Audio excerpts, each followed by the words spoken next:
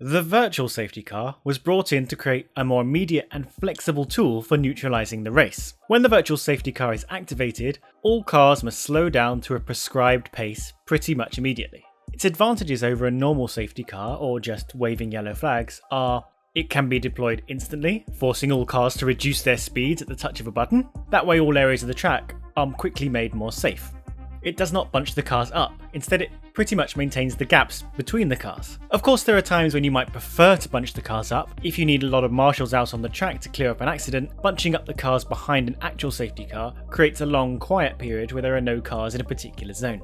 It can also last as long as you need. You don't need to wait for a whole number of laps to pass or for back markers to unlap themselves as under the safety car. So how does the virtual safety car actually work?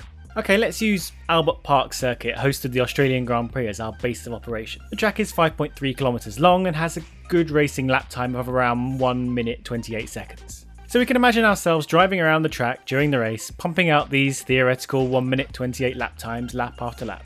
This is how the FIA imagines us under normal racing conditions. Now obviously we're not doing these exact times, but this is how the FIA models the idea of a normal racing lap. Now once the virtual safety car is called, no matter where we are on the track, we have to shift to a lap time that's no quicker than a virtual safety car lap time. What's a virtual safety car lap time then? Well, just as the FIA modelled your normal racing lap, they'll also model a virtual safety car lap, which is about 30% slower than normal racing speed. And this virtual safety car lap is modelled to be a direct stretch of the way laps are driven, 30% slower across every part of the lap. That means if the normal racing lap takes 10 seconds to drive the pit straight, the virtual safety car will take 13 seconds. If the first two corners normally take 3 seconds, then the virtual safety car will take 3.9 seconds, and so on. It's literally as if we hit a slow motion button on our model racing lap. Under virtual safety car, a driver's times are measured every 50 metres against the virtual safety car lap time. As a driver is trying to stick as closely as possible to the virtual safety car time, sometimes they might be a bit over that time, sometimes they might be a bit under. It would be unfair to penalise a driver for ever driving faster than the virtual safety car, as unlike with a real safety car, they have no visual reference point on the track, as the virtual safety car doesn't exist. They're obviously going to dip back and forth a bit. So at this point we need to introduce the idea of marshalling sectors.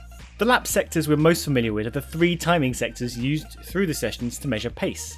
These are the sections of the track where the cars are timed against each other, and you'll hear commentary like Leclerc is 2 tenths down in sector 1. But there's another type of track sector called the marshalling sector, and these sectors are the ones used by race officials, directors, stewards and marshals, as they are more accurate at identifying bits of the track. Each track has 20 marshal posts, which are where the lights, flag, safety car boards, etc. are displayed. The space between these posts are the marshalling sectors, and these sectors are referred to throughout race control and stewarding notes. These sectors are also the zones in which the yellow flag areas are activated, which you'll see on the minimap graphic on the TV during races.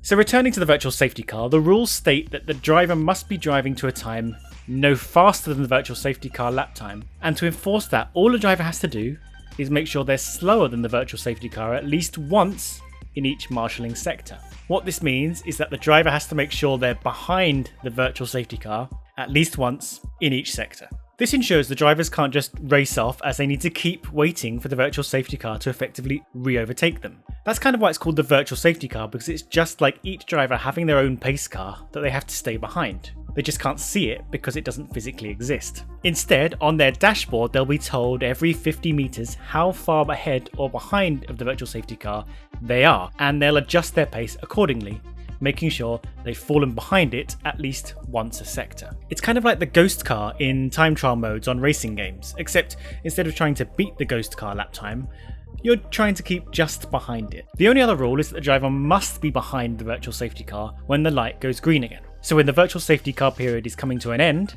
the drivers will get a warning. Sometime 10 to 15 seconds after the warning, the virtual safety car period will end, green flags will be waved, and they can drive at full racing speed again. At the point the green flags are waved, drivers must be behind the virtual safety. Their lap times must be slower than the virtual safety car at that point. The beauty of this system is that it keeps the gaps between the cars the same, because activating the VSC is like hitting slow-mo on all the cars at the same time. It doesn't allow drivers to get closer or further apart, as they're all following the same prescriptive lap times. The only way to get an advantage through this period is to be very canny about sticking close to the virtual safety car time and being quick off the restart, as with all safety car periods. Sebastian Vettel complained about the virtual safety car after the Spanish Grand Prix, saying drivers were cheating the system by driving crazy lines to exploit a loophole. His exact words were, "I think everybody's aware you can have a faster way to go under the virtual safety car than just follow the delta, by saving distance. So I think we should have a system that hasn't got this loophole because it forces us to drive ridiculous lines around the track and everybody's doing it, so I don't think it's a secret." Now, this doesn't actually make any sense. You can't outdrive the VSC lap time, as we've covered. It doesn't matter what crazy lines you drive, you can't beat the minimum time. You could theoretically drive a line that's slightly shorter over the whole lap, but that's really only going to gain you fractions in fuel. It really was a strange comment. So that's the virtual safety car system. I think it makes the most sense if you literally think of it as an invisible pace car that each driver has to stay behind as they drive through whatever part of the lap they're in. The VSC delta time that you'll hear referred to simply gives the driver a reference as to where the virtual safety car is compared to them.